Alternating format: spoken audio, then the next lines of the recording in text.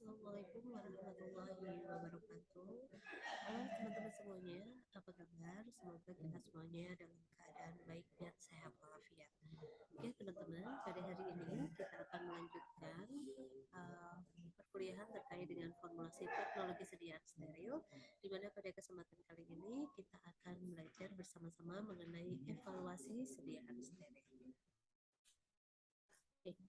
Untuk evaluasi sediaan steril yang pertama, nanti kita akan belajar mengenai evaluasi sediaan injeksi. Di mana yang kita ketahui kalau dari bentuknya, teman-teman, sediaan injeksi ini nanti akan ada injeksi yang berbentuk cair atau liquid, kemudian ada juga injeksi yang berbentuk padat atau powder ya, berupa serbuk maupun padatan yang sudah diliofilisasi atau di freeze dried dari larutan injeksi cair. Oke, untuk beberapa evaluasi sediaan injeksi, nanti kita akan berbicara dari 4 item terlebih dahulu ya teman-teman, yaitu terkait dengan uji kebocoran, uji kejernihan, keseragaman volume, dan keseragaman bobot. Baik, kita menginjak ke uji yang pertama terlebih dahulu. Jadi uji yang pertama dilakukan terhadap sediaan steril atau sediaan injeksi adalah uji kebocoran. Nah, seperti kita ingat kembali pada proses pembuatan sediaan steril, ada proses dengan cara pembuatan secara terminal sterilization atau non aseptik ya. Jadi kita sedikit mengingat pelajaran yang lalu teman-teman. Jadi untuk metode pembuatan sediaan injeksi ini dia dilakukan sterilisasi akhir dengan menggunakan autoclave ya, atau sering disebut dengan terminal sterilization. Sedangkan metode pembuatan yang kedua adalah injeksi yang dibuat tanpa terminal sterilization atau sering kita sebut dengan pembuatan metode aseptik.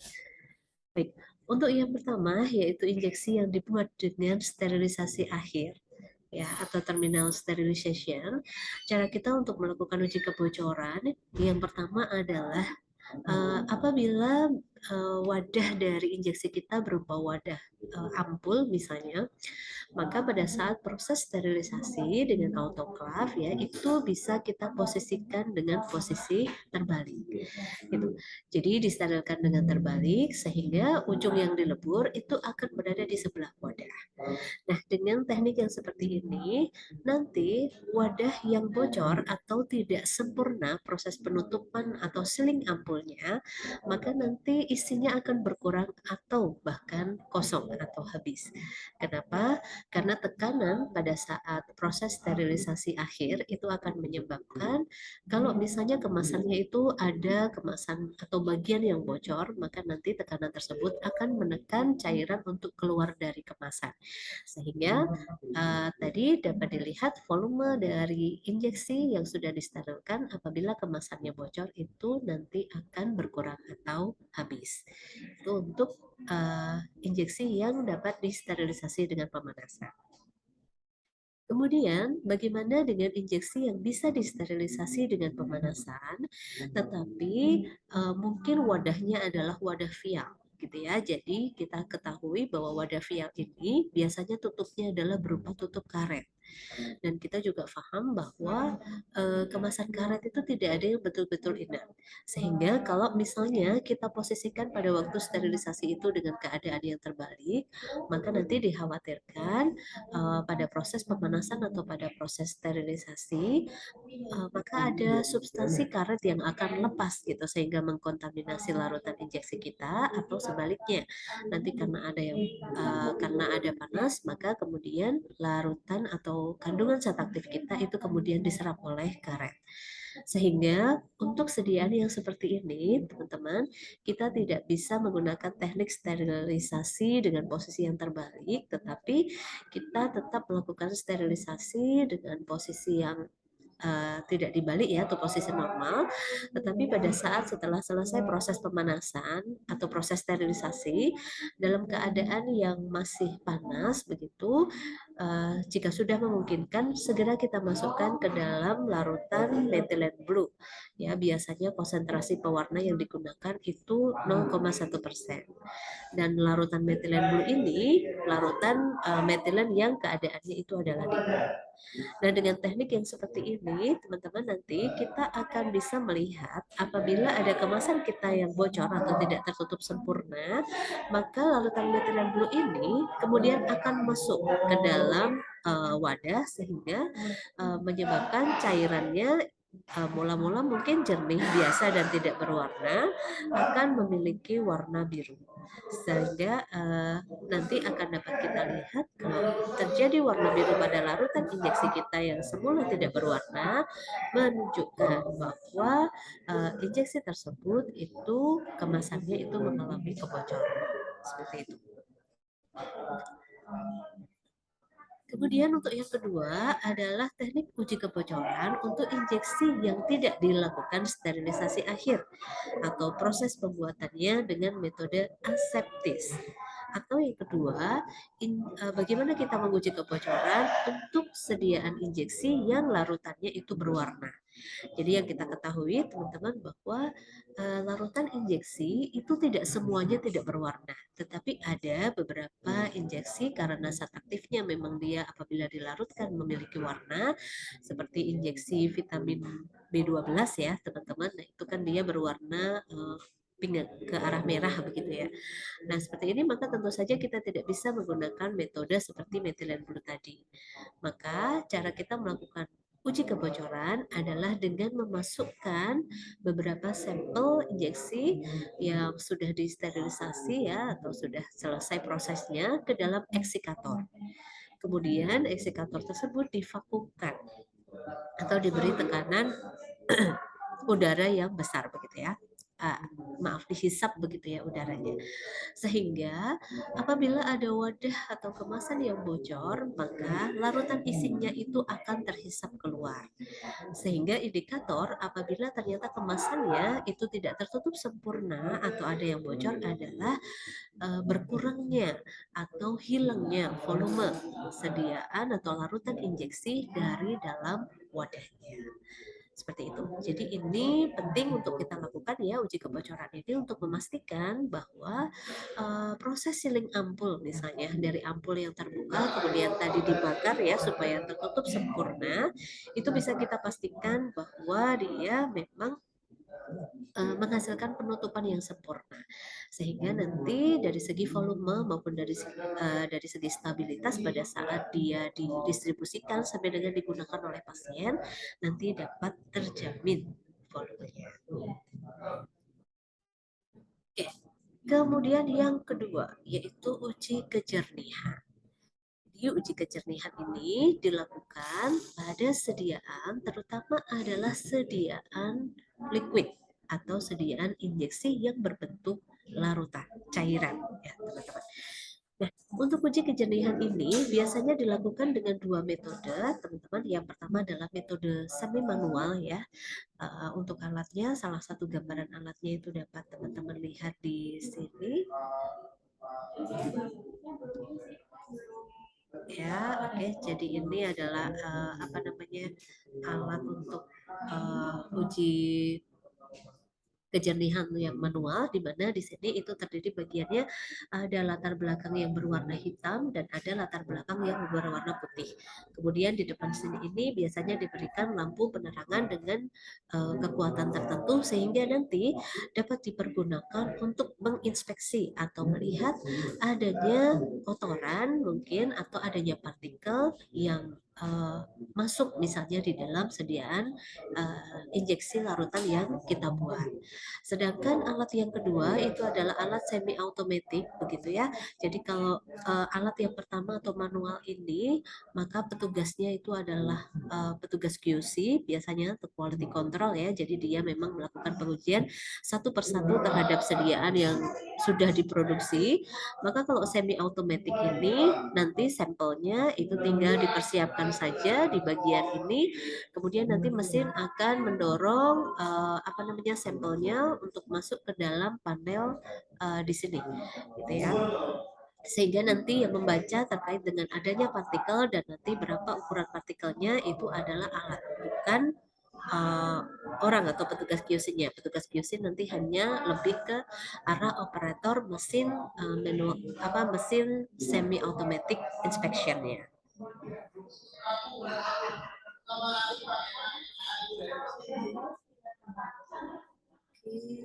Kemudian sebentar ya.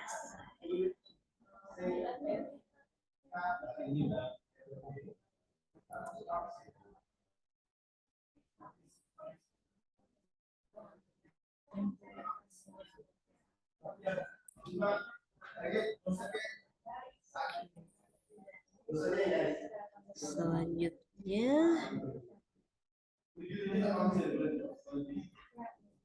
oke.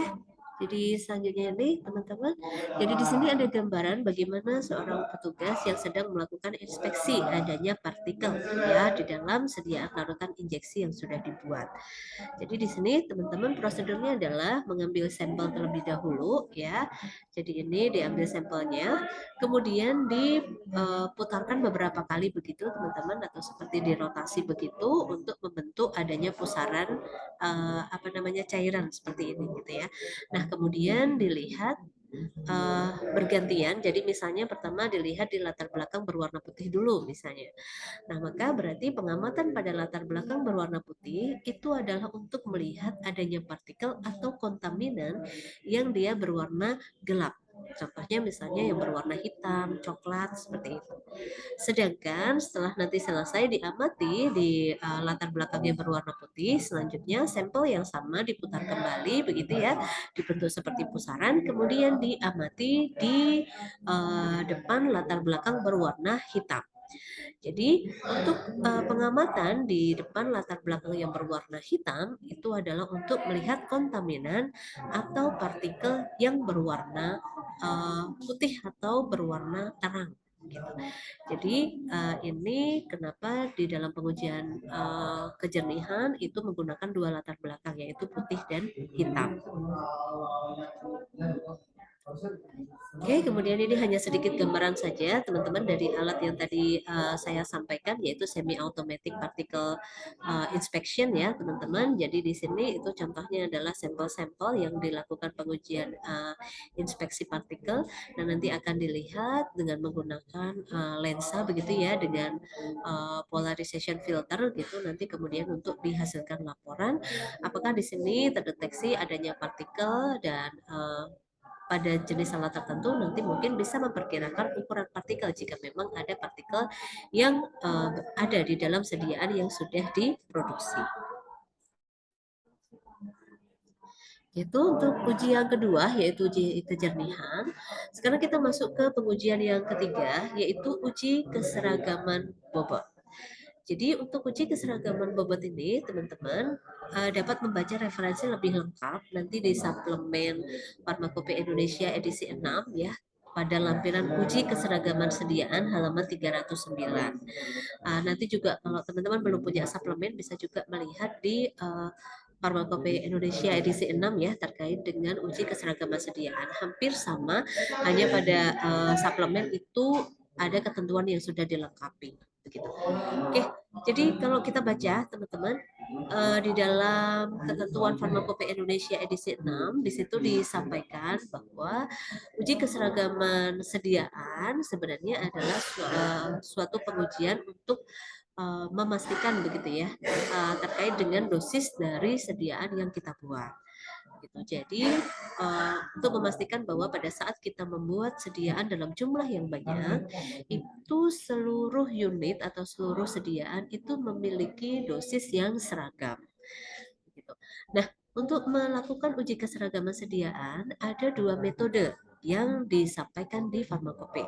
Yaitu yang pertama adalah uji keragaman bobot, ya, uji keragaman bobot, dan yang kedua adalah uji keseragaman kandungan. Di mana untuk uji keragaman bobot ya itu ada parameternya, yaitu nanti ada ketentuan B1 sampai dengan B4 teman-teman. Nah, kenapa kita merujuk bahwa sediaan injeksi itu masuk ke uji keragaman bobot? Karena di sini disebutkan pada poin B2 bahwa sediaan padat termasuk serbuk, granul, dan sediaan padat steril yang dikemas dalam wadah dosis tunggal dan tidak mengandung zat tambahan aktif atau inaktif, maka dapat dilakukan uji keragaman bobot. Ya, nah di sini contohnya apa? Sediaan padat termasuk serbuk, granul, dan sediaan padat steril. Contohnya adalah misalnya kita memproduksi atau membuat sediaan steril yang dia berupa injeksi serbuk kering, ya, dry powder injection. Jadi dry powder injection ini biasanya itu hanya berupa komponennya, ya, secara umum itu hanya berupa serbuk zat aktif steril yang kemudian dimasukkan ke dalam wadah. Dan memang wadah umumnya itu adalah vial. Jadi untuk ketentuan B2 ini berarti peruntukannya itu adalah untuk sediaan padat steril, di mana contohnya tadi adalah sediaan serbuk steril, ya teman-teman. Dan di sini yang harus diperhatikan bahwa yang bisa dilakukan dengan uji keragaman bobot itu adalah injeksi yang dia tidak mengandung zat tambahan aktif atau inaktif. Jadi dia hanya berisi serbuk zat aktif tunggal saja. Jadi kalau misalnya nanti ada tambahan bahan inaktif atau dia ada zat tambahan aktif begitu ya, maka kemudian tidak bisa digunakan metode uji keragaman bobot. Kemudian uji keragaman bobot juga bisa digunakan untuk sediaan steril seperti ketentuan pada B3 ya. Di sini disebutkan sediaan padat termasuk sediaan padat steril yang dikemas dalam wadah dosis tunggal dengan atau tanpa zat tambahan aktif atau inaktif yang disiapkan dari larutan yang dibeku keringkan dalam wadah akhir. Jadi kalau contoh ketentuan B3 kita mengarah pada sediaan padat steril, apa bedanya dengan ketentuan B2 tadi? Kalau B2 tadi itu sediaan serbuk keringnya itu tidak mengalami proses apa-apa. Sedangkan kalau ketentuan pada B3 itu adalah sediaan padat steril, di mana sediaan padat steril ini diperoleh prosesnya adalah dari dibuat dulu larutan injeksinya, dimasukkan ke dalam wadah begitu ya. Nah, kemudian nanti dilakukan proses yang namanya beku kering atau bahasa Inggrisnya adalah freeze dry gitu. Sehingga nanti dari semula yang dimasukkan ke dalam wadah ini adalah berupa larutan, ya, larutan injeksi begitu, yang mirip seperti larutan injeksi biasa, tetapi bedanya kalau di freeze dried, setelah dia diproses freeze dried, maka nanti dia itu akan berubah menjadi sediaan padat. Jadi seakan-akan seperti serbuk, tetapi kalau serbuk itu kan hablur gitu ya teman-teman. Nah, kalau freeze dried itu biasanya nanti dia akan berubah seperti tablet menyesuaikan dengan bentuk wadahnya ini dan menyesuaikan dengan volume tadi pengisiannya seberapa. Jadi nanti kalau dilihat kalau sediaan yang freeze dried kayak gini kita kocok-kocok gitu ya vialnya teman-teman. Nah itu dia tidak serbuknya itu tidak bisa seperti apa namanya naik turun gitu karena dia sudah berupa padatan kering yang dia compact begitu ya seperti tablet gitu. Jadi ini ada beberapa contoh sediaan padat yang dia diproses dengan freeze dried. Contohnya di sini adalah sitosar freeze dried ya. Di sini apa namanya disebutkan freeze dried powder for injection gitu. Kemudian di sini juga yang kedua hukum ya. Ini dia juga menyebutkan freeze dried for intramuscular injection gitu. Jadi ini ada beberapa contoh memang sediaan injeksi yang dia diproses dengan menggunakan proses freeze drying atau dibeku keringkan. Nah, bagaimana prosedur untuk melakukan pengujian keragaman bobot terhadap dua bentuk sediaan injeksi tadi ya, injeksi kering berupa serbuk maupun injeksi kering yang berasal dari larutan yang sudah dibeku keringkan atau di freeze dried tadi. Jadi teman-teman, di dalam keragaman bobot, ketentuan yang awal disampaikan di dalam farmakope disebutkan bahwa untuk melakukan uji keragaman bobot ini, yang pertama kali harus kita lakukan adalah kita harus melakukan penetapan kadar zat aktif terlebih dahulu. Nanti setelah dilakukan penetapan kadar zat aktif, kita kemudian akan mengambil sampel yang akan kita pergunakan untuk uji keragaman bobot. Nah, sampel yang perlu kita ambil itu adalah sebanyak 30 satuan sediaan. Ya, jadi kalau misalnya kita membuat sediaan tadi serbuk kering steril, maka dari keseluruhan batch yang sudah kita produksi, kita mengambil 30 satuan gitu. Atau kalau kita bikin yang tadi freeze dried, maka kemudian kita ambil 30 satuan. Nah, setelah kita ambil 30 satuan, apa yang kemudian kita lakukan ya? Bagaimana cara melakukan pengujian keragaman bobotnya? Prosedurnya ada di bagian selanjutnya. Jadi teman-teman di sini disampaikan ya bahwa untuk sediaan padat selain tablet dan kapsul, pengujiannya itu dilakukan seperti tertera pada kapsul keras. Jadi kalau teman-teman nanti membuka lampiran farmakope, di situ tidak akan ada prosedur yang menunjukkan bagaimana cara melakukan keragaman bobot dan subjudulnya ini berupa injeksi serbuk kering, begitu tidak ada. Nanti yang ada itu misalnya tablet atau kapsul keras ya, atau kapsul lunak begitu. Nah, ternyata kalau kita ingin melakukan uji keragaman bobot untuk sediaan injeksi serbuk kering ya atau serbuk yang sudah di freeze dried, tadi adalah seperti kita melakukan pengujian kapsul keras. Ya, jadi ini saya potong. Di sini disampaikan cara melakukan pengujiannya ya. Ini walaupun kata-katanya untuk kapsul keras, tapi saya akan menjelaskan prosedur seperti kita untuk melakukan injeksi kering ya, teman-teman. Jadi yang pertama kali dilakukan adalah kita dari 30 sediaan yang sudah kita ambil itu tidak langsung kita lakukan pengujian semuanya. Tetapi kita ambil 10 sediaan dulu ya. Jadi kita ambil 10 sediaan kemudian kita lakukan penimbangan seksama satu persatu ya. Jadi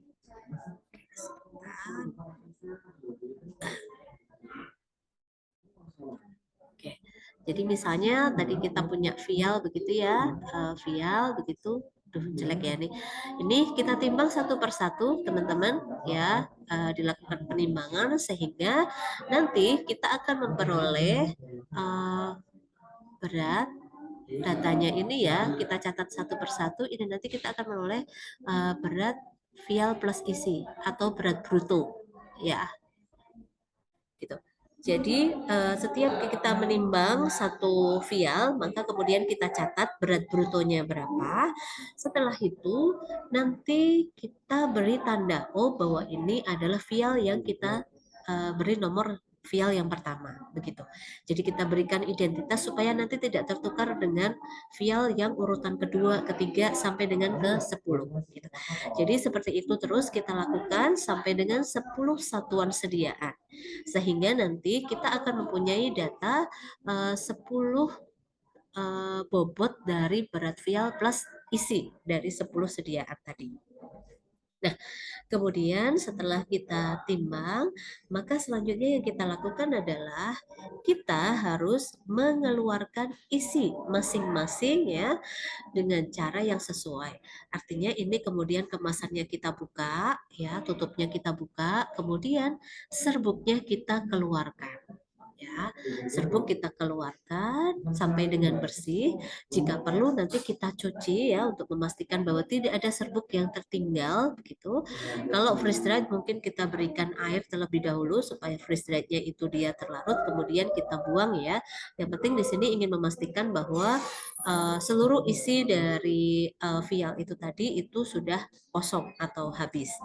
Kemudian setelah itu teman-teman kita kumpulkan kembali. Jadi setiap vial yang pertama itu harus kita satukan lagi vial dan tutup karet dengan rubber stoppernya misalnya. Nah setelah itu kita lakukan penimbangan kembali. Jadi ditimbang lagi Ya, jadi ini ditimbang kembali seksama. Kalau di sini cangkang kapsul ya, tetapi karena wadahnya ini adalah wadah vial, kalau sediaan steril injeksi, maka yang kita timbang ulang itu adalah wadah vial kosongnya tadi. Kalau tadi kita timbang beserta dengan penutupnya, maka bagian-bagian penutupnya pun itu harus kita timbang, gitu. Sehingga nanti kita akan mempunyai data berat wadah kosong,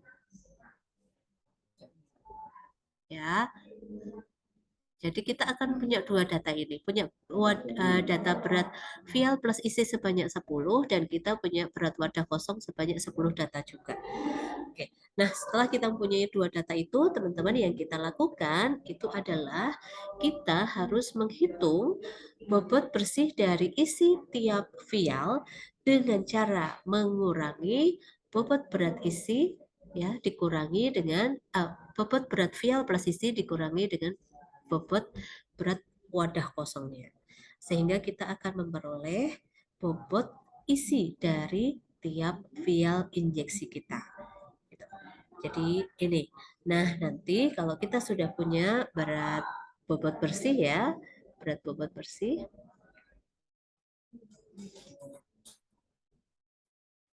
maka kemudian nanti kita akan melakukan jumlah menghitung ya jumlah zat aktif ya dari hasil penetapan kadarnya, kemudian kita hitung nilai keberterimaannya. Gitu. Jadi ini saya menggambarkan prosedurnya terlebih dahulu. Nanti untuk bagaimana cara kita membaca data atau mengolah data terkait dengan uji keragaman bobot ini nanti akan saya berikan latihan soalnya.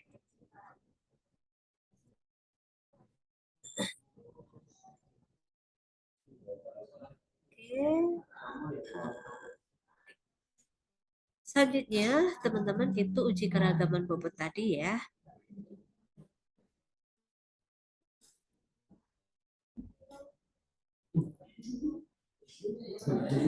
Oke, jadi nanti hasil akhir dari uji keragaman bobot itu adalah nilai keberterimaan.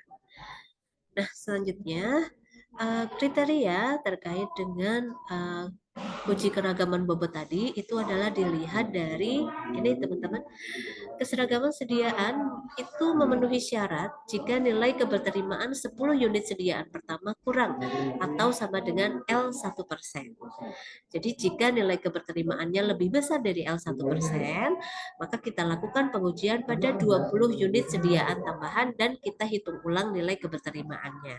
Artinya, teman-teman di sini kenapa kok tadi kita harus mengambil 30 sampel ya, bukan hanya 10 sampel karena kalau nanti misalnya ternyata dari data 10 unit sampel atau sediaan yang sudah kita uji, ternyata dia tidak memenuhi syarat, kita tinggal melanjutkan pengujian dengan menggunakan 20 unit sediaan tambahan. Kemudian kita hitung ulang nilai keberterimaannya. Seperti itu. Nah, nanti kalau kita menambahkan 20 sampel tambahan, maka nanti untuk nilai keberterimaannya itu adalah ini. Uji dianggap memenuhi syarat jika nilai keberterimaan akhir dari 30 unit sediaan lebih kecil atau sama dengan L1% dan tidak ada satu unit pun yang kurang dari 1 min 0,01 L2 ya ini angka mutlak ya dikalikan M atau tidak satu unit pun lebih dari 1 plus 0,01 kali L2 dalam tanda kurung mutlak dikalikan M seperti tertera pada perhitungan nilai keberterimaan. Ya, jadi kecuali dinyatakan lain L1 adalah 15 dan L2 adalah 25. Dan nanti untuk lebih mudah memahami terkait dengan kriteria keberterimaan mungkin nanti kita dari sesi latihan soal ya teman-teman. Oke. Jadi ini saya jelaskan dulu terkait dengan prosedur dan ketentuan kriteria keberterimaannya dulu. Baik, untuk pengujian yang keempat. Kalau tadi pada pengujian yang ketiga kita melakukan uji keragaman bobot itu adalah peruntukannya atau digunakan untuk menguji keseragaman sediaan untuk sediaan yang dia bentuknya adalah serbuk atau padatan ya tadi teman-teman. Nah sekarang untuk sediaan injeksi yang dia berupa larutan Maka uji yang harus dilakukan itu adalah ada namanya uji penetapan volume injeksi dalam wadah. Di mana untuk referensi terkait dengan prosedur lengkap dari pengujian ini dapat teman-teman baca pada lampiran Farmakope Indonesia edisi 6 halaman 2073. Ya, jadi di sini contoh-contoh injeksi yang dia berupa larutan itu di sini ada yang dikemas dalam kemasan ampul ya, teman-teman. Mulai dari yang ampulnya ukurannya misalnya sekian, kemudian ada yang lebih kecil ya, kemudian ampulnya ada yang ampul clear atau jernih, dan ada juga ampul yang ember ya atau coklat.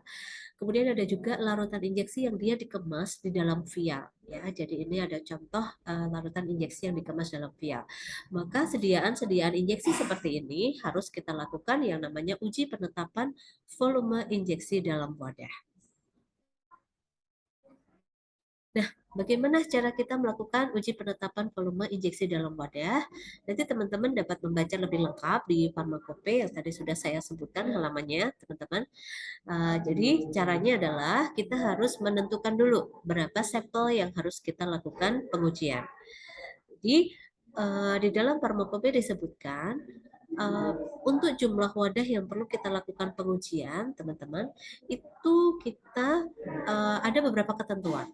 Yang pertama, kalau misalnya injeksi kita memiliki volume lebih besar dari 10 ml, maka kita memilih salah satu atau lebih wadah.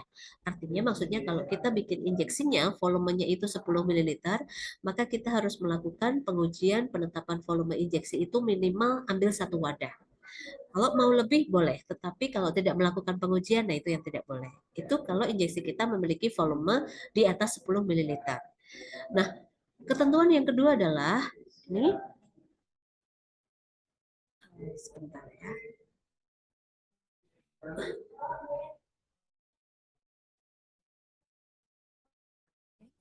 Kalau ternyata injeksi kita memiliki volume lebih dari 3 ml tetapi kurang dari 10 ml, maka jumlah wadah yang perlu kita uji minimal itu 3 wadah. Karena di sini disebutkan 3 wadah atau lebih.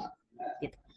Kemudian kalau injeksi kita memiliki volume 3 ml atau kurang ya, jadi di sini volumenya 1, 2, atau 3 mili, maka sampel yang harus kita lakukan pengujian itu adalah minimal 5 wadah.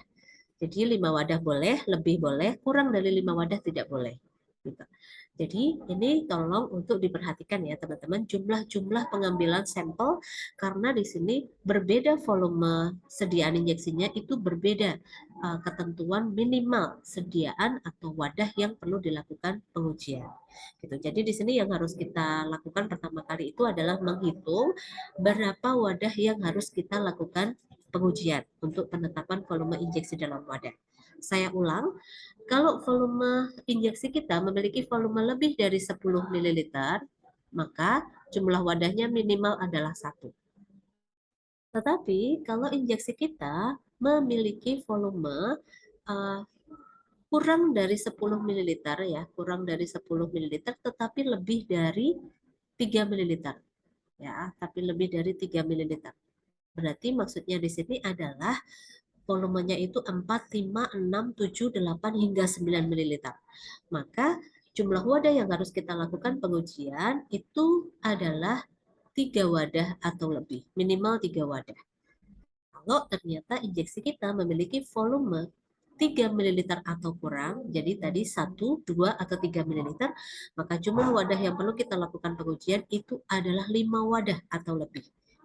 Jadi itu nanti tolong di notis sendiri ya teman-teman. Oke, kemudian selanjutnya kalau kita sudah menentukan jumlah wadah yang perlu kita lakukan pengujian, maka bagaimana kemudian prosedurnya? Prosedurnya kita awali dengan persiapan terlebih dahulu.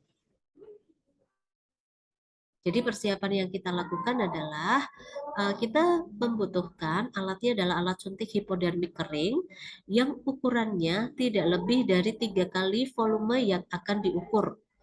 Ya, jadi kita harus mencermati alat suntik ini atau siring ini, dia kan kalau kita punya siring itu kan ada yang volume 1 mili, ada yang 5 mili, ada yang 3 mili, ada yang 10 mili atau 50 mili kayak gitu ya teman-teman. Maka kita harus pastikan bahwa alat suntik ini nanti itu memiliki volume yang tidak lebih dari 3 kali volume yang akan diukur.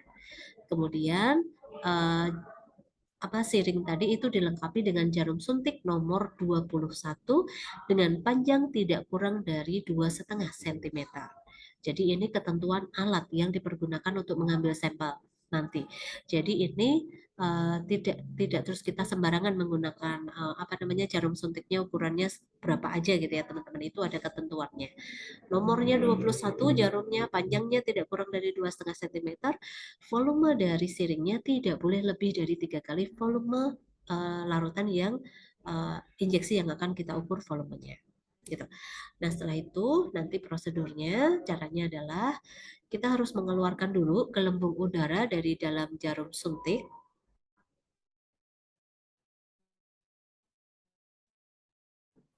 Ya, ini dikeluarkan dulu gelembung udara dari jarum suntik dan dipindahkan isinya dalam alat suntik.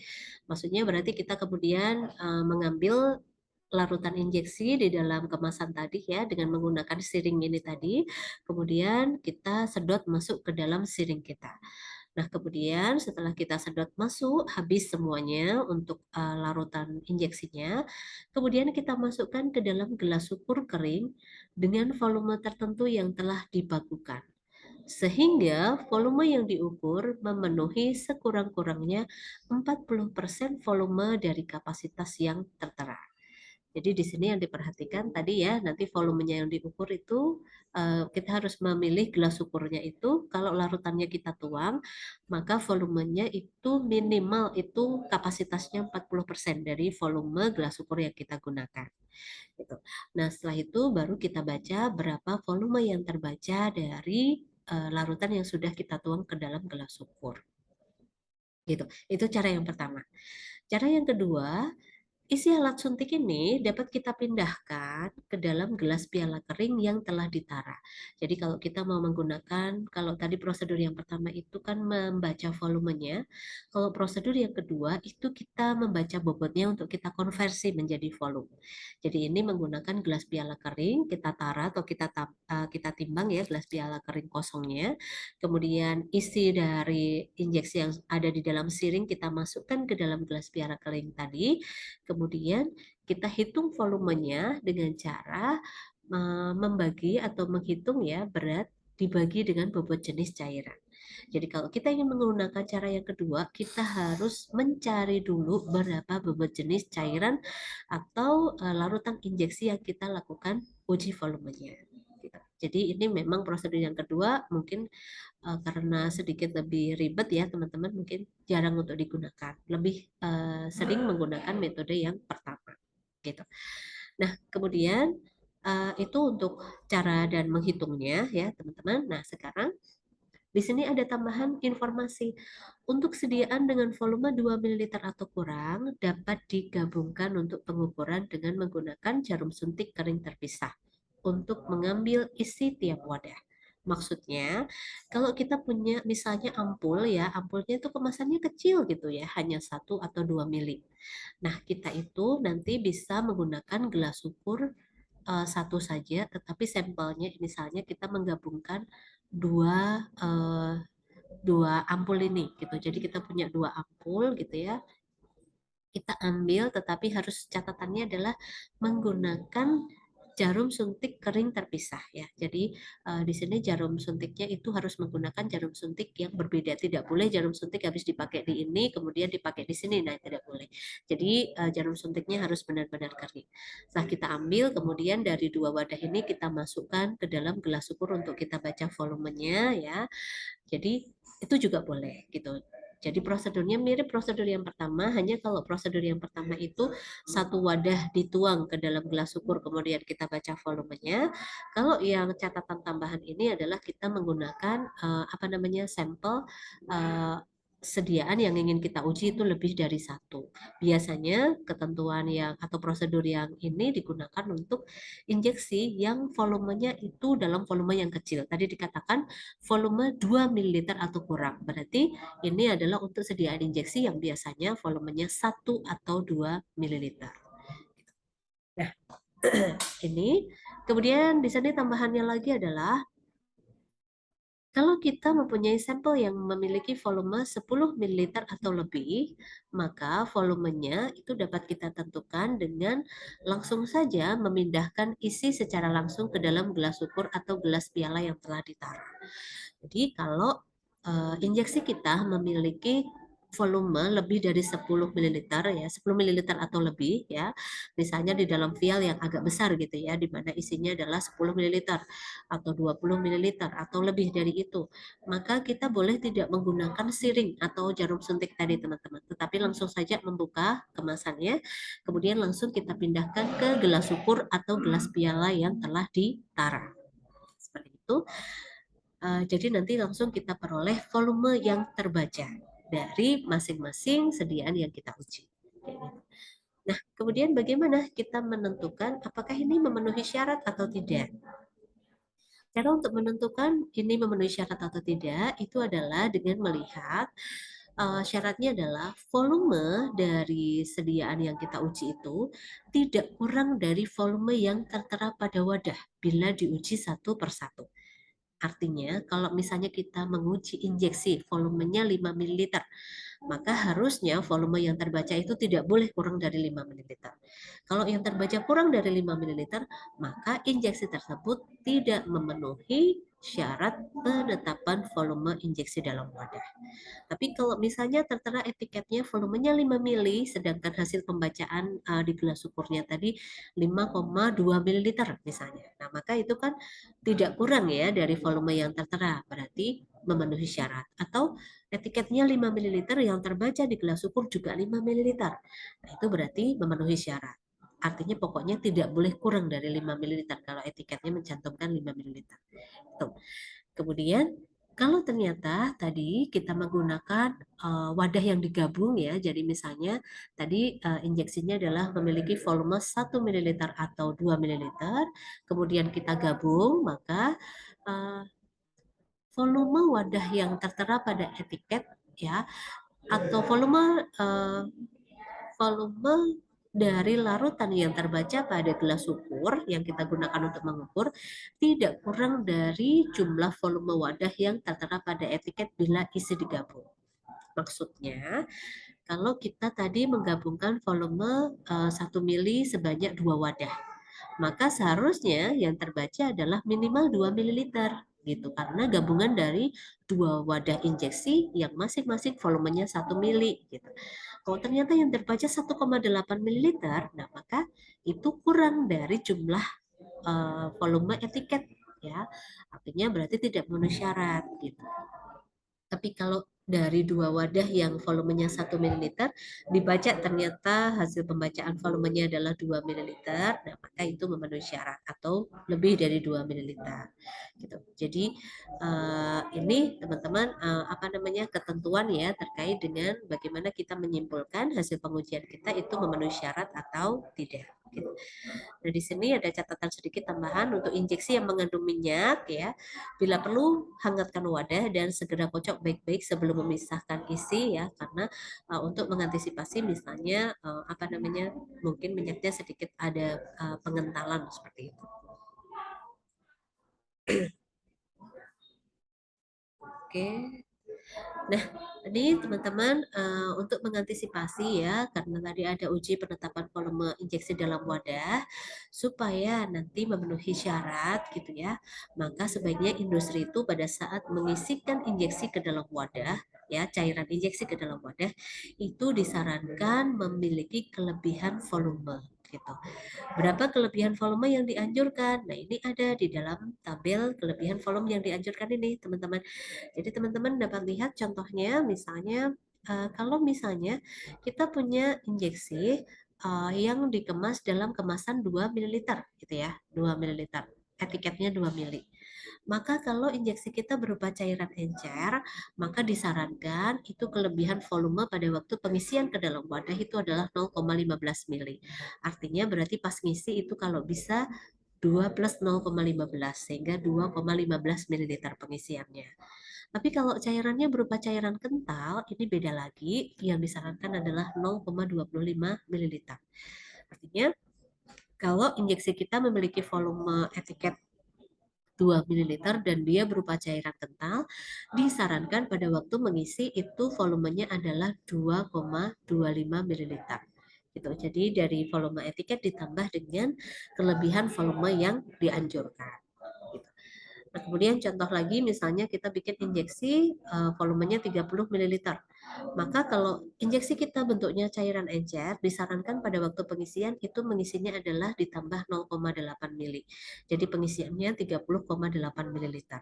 Sedangkan kalau cairannya berupa cairan kental, disarankan ditambah 1,2 ml. Sehingga total pengisiannya itu 31,2 ml. Jadi ini kelebihan volume yang dianjurkan pada waktu industri farmasi itu melakukan pengisian injeksi ke dalam wadah supaya nanti larutan yang ada di dalam kemasan itu tidak kurang dari volume yang tertera pada etiketnya. Oke, teman-teman, untuk bagian yang pertama sampai dengan di sini terlebih dahulu. Silahkan nanti apabila ada pertanyaan bisa disampaikan. Terima kasih banyak atas perhatiannya. Selamat sore. Wassalamualaikum warahmatullahi wabarakatuh.